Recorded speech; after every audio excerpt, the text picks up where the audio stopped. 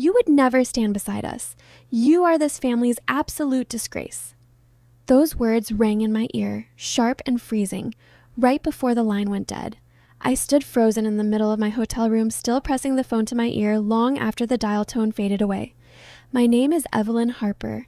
I am 29 years old, a captain in the United States Army, and in under 3 hours, I was set to walk onto a heavily secured stage in Washington, D.C. to accept the Silver Star, one of the highest military honors given for bravery under fire. My dress uniform lay across the bed, crisp and freshly pressed, decorated with ribbons earned through blood, sweat, and countless sleepless nights overseas. Beside it sat 2 gold-trimmed VIP passes meant for the proud parents who were supposed to be seated front row facing the national broadcast cameras. Instead, my father, Richard, had just made it brutally clear that everything I had sacrificed meant nothing to him. To my parents, my entire military career had always looked like a desperate cry for attention, a stark contrast to their golden child, my older brother. I stared at those 2 empty tickets and felt a familiar tightness settle in my chest.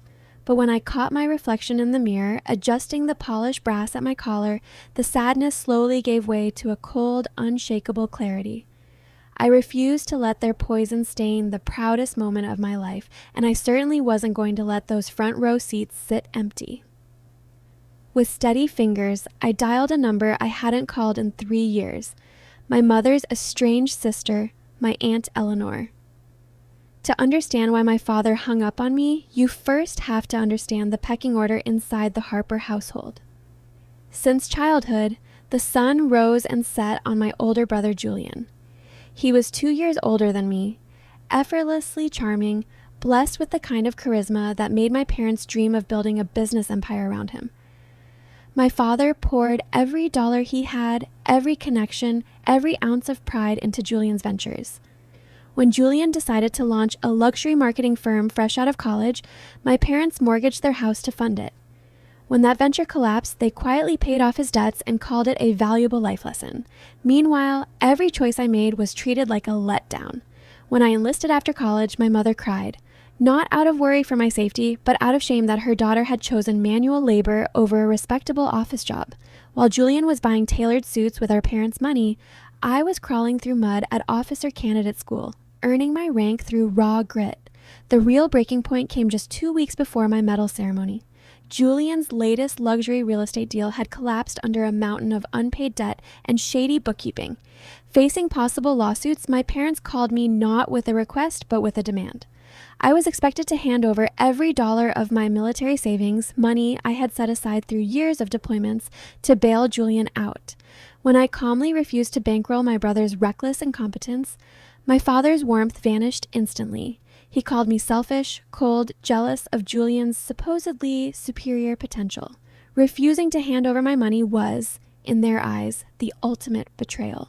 Refusing to show up at my Silver Star ceremony was their way of punishing me, of forcing me back into my place as the invisible, obedient daughter. But they had badly miscalculated. When Aunt Eleanor arrived at the Grand Auditorium in downtown Washington, she looked like a deer caught in headlights. Dressed in a simple blue dress from a local department store, she clutched her gold pass like it was made of spun glass. For years, my parents had shut her out simply because she had chosen a quiet life as a rural schoolteacher instead of chasing corporate status. But when I pulled her into a tight hug backstage, her hands were trembling with pure, genuine pride. "Evelyn," she whispered, tears shining in her eyes. "I wouldn't have missed this for anything in the world." Minutes later, an usher walked Eleanor down the center aisle and seated her in the front row VIP section, surrounded by 4-star generals, cabinet members, and senior government officials. As the military band swelled through the hall, signaling the start of the live national broadcast, I stood firm on the main stage. The blazing television lights warmed my face while massive screens beamed the ceremony out to millions of viewers across the country. As the MC read my combat citation aloud, describing the grueling 3-hour firefight where I risked my life pulling 3 wounded soldiers out of an active kill zone, the broadcast cameras swept across the crowd. On screens nationwide, viewers saw the stark contrast, the empty space where my parents should have been sitting, and right beside it, Aunt Eleanor sitting perfectly upright, hands clasped, tears streaming freely down her cheeks as she applauded me. My parents thought their absence would humiliate me on live television. Instead, the camera captured the quiet dignity of the one woman who actually cared. The applause swelled, but before I could step away from the podium, the Secretary of Defense cleared his throat and stepped up to the microphone. The scripted part of the broadcast was over, but he raised his hand to quiet the crowd, turning his attention directly toward the front row.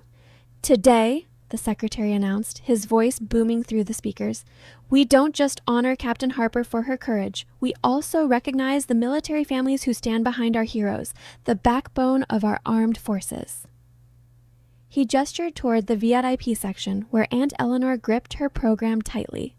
"Through a new Pentagon initiative," he continued, "funded by a private defense grant, the officially registered family member present at today's ceremony will receive a $2 million donation to head the newly established Harper Veterans Support Foundation. In addition," he added, "this honor includes the historic deed to the Old Crest Military Estate in Virginia, designated to the honoree's recognized family line." A collective gasp swept through the auditorium. The camera cut straight to Aunt Eleanor's stunned face, broadcast live to the entire nation. Because my parents had voluntarily given up their seats, Aunt Eleanor had registered herself as my official attending family member in the Pentagon's records barely 20 minutes before the broadcast began. On screens across the country, millions watched the secretary formally hand Eleanor the ceremonial plaque and shield. Tears streamed down her face as she stepped up to the microphone and delivered a moving speech about how real family isn't defined by blood or greed, but by unconditional support and loyalty. My parents had refused to stand beside me, and in doing so, had just watched my humble aunt step into an extraordinary legacy on national television. The moment the broadcast ended, I was escorted backstage to the quiet privacy of the dressing room. The instant I pulled my phone from my pocket, the screen lit up violently with a relentless flood of notifications. 49 missed calls, dozens of texts arriving so fast the screen was nearly a blur. Every single one was from my father, my mother, and Julian. They had watched the entire ceremony live from their living room. They had watched the Secretary of Defense hand over the $2 million donation, watched the nation applaud, and watched Eleanor, the sister my mother had looked down on for decades, receive the deed to the historic Virginia estate on live national television. They realized instantly that in trying to punish me, they had publicly humiliated themselves and lost millions in the process. Just as I stared at the screen, call number 50 came through. I answered and set the phone on speaker, placing it down on the glass table. "Evelyn, have you lost your mind?" My father's voice exploded through the speaker, jagged and shaking with fury. "What was Eleanor doing in our seats? That donation belongs to this family. That estate belongs to your brother. Call her right now and tell her to sign those papers over to Julian, or so help me." "Hello to you too, Dad," I cut in, my voice as calm and cold as ice. "I thought you said you'd never stand beside me." "Wasn't that what you told me 3 hours ago?" The silence on the line was deafening. For a full 5 seconds, my father couldn't string together a single sentence. When he finally spoke, all the rage and arrogance had drained out of his voice, replaced by something desperate and sickly sweet. "Evelyn, sweetheart, please," he begged, his voice cracking. "You know I was just upset earlier. Julian is in serious trouble, Evelyn. His creditors are going to ruin him. That $2 million donation and the Virginia estate were meant for your family, for your brother. Eleanor doesn't need any of that. She's just a school teacher." My mother's voice rang out in anguish in the background, shouting into the phone. "Evelyn, think about your family's future. Tell Eleanor to hand over the deed. We are your real parents." I looked over at Aunt Eleanor standing in the dressing room doorway, holding her official Pentagon documents with calm composure. She gave me a quiet, reassuring nod. "You made your choice, Dad," I said, stepping closer to the phone. "You decided blood only mattered when you could squeeze money out of me. But it was Eleanor who signed on as my present family member. The donation and the estate are legally and permanently in her name now. The paperwork was finalized live on air. Neither you nor Julian will ever touch a single cent of it." "You ungrateful daughter!" my father started shouting, but I didn't let him finish. "Don't call this number again," I said quietly, and hung up for good. Within weeks, Julian's fraud made the local news, while my parents were left explaining to their entire social circle why they had been absent from their own daughter's historic tribute. It's been 3 months now since that day that changed my life in Washington, D.C. Today, Aunt Eleanor and I are standing on the porch of that historic Virginia estate, not as a symbol of wealth, but as the bustling headquarters of the Harper Veterans Support Foundation. Using the donation, Eleanor retired from teaching to run the foundation full-time, offering housing assistance, legal counsel, and career guidance to young service members rebuilding their lives. Walking away from my toxic family wasn't easy, but it was necessary. I learned that real family isn't defined by shared DNA or by relentless demands. It's built by the people who show up when the lights go dark and no one else is watching. My parents chose greed and conditional love, and in the end, they were left with empty hands and silent rooms. Meanwhile, Eleanor and I are building a legacy that will help thousands of people for generations to come. I'm standing here, living life on my own terms, surrounded by genuine love and purpose. So now I want to ask you, if you were in my shoes, would you have forgiven your parents?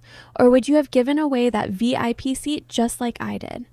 Leave your thoughts in the comments below. I read every single one. And if you enjoyed this story, click the video on your screen right now for another jaw-dropping story that will completely blow you away. Thanks for watching.